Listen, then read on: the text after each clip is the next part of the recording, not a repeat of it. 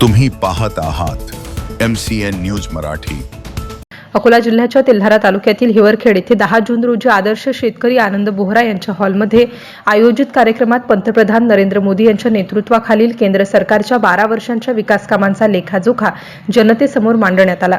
यावेळी युवा खासदार अनुप धोत्रे यांनी व्यापारी, शेतकरी व युवकांशी संवाद साधत केंद्र सरकारच्या विविध योजनांची माहिती देणाऱ्या पत्रकांचे वितरण केले। यावेळी बोलताना खासदार अनुप धोत्रे म्हणाले की 2014 पासून सलग 3 वेळा पंतप्रधान म्हणून नरेंद्र मोदी यांनी देशाची सेवा करत भारताची जागतिक पातळीवर प्रतिष्ठा उंचावली आहे।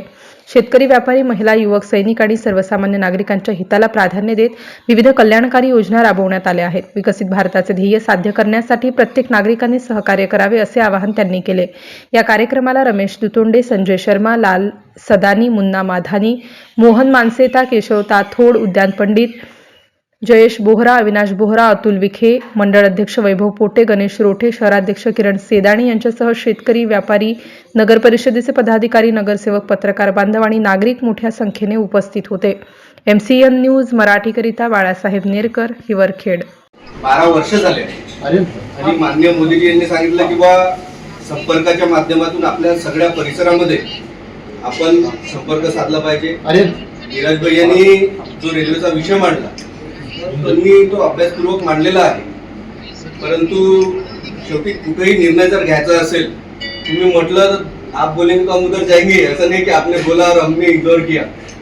परंतु मुझे क्या लगता है ये भी आप लोगों को बताना जरूरी है। मध्ये मी जे पाहिलं आहे की ही रेल्वे लाईन त्यांचं नेहमी मी ऐकायचो की माझं सगळ्यात महत्त्वाचं जर काम असेल तर ही रेल्वे लाईन राहणार आहे।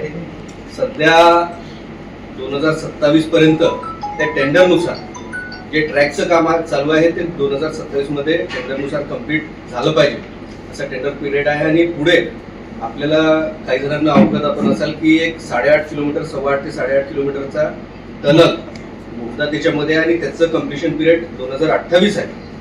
आपल्या सगळ्यांचाच हा प्रयत्न राहील की त्या वेळेमध्ये शक्यतो हा प्रोजेक्ट कंप्लीट झाला पाहिजे। आताच रेल्वेची मीटिंग झाली होती आणि त्याच्यामध्ये अकोट हिवरखेड सेक्शन याचं काम अपेक्षेनुसार चालू आहे, परंतु त्या टनलचं काम सध्या चालूच नाही झालं। म्हणजे 28 ते 29 दिसण्याची शक्यता ही दाट आहे, परंतु माझा हा फॉलोअप राहील किंवा वेळेमध्ये हा टनल झाला पाहिजे।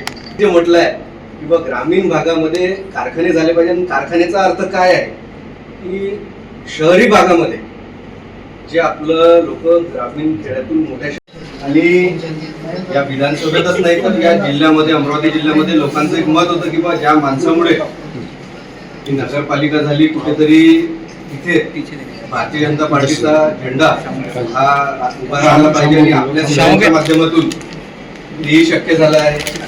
आपल्या तेल्हारा तालुका असेल, हिवरखेड असेल, तेल्हारा तालुका असेल, हिवरखेड असेल, यामध्ये जे आपले शेतकरी आहेत,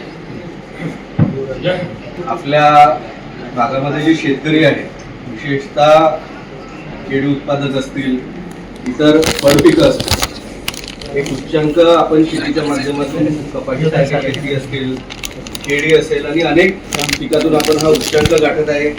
शेतीबद्दल विशेष अभ्यास आपल्या सगळ्यांचा अनेकदा आपल्या शेतकऱ्यांचाही दिसून आला।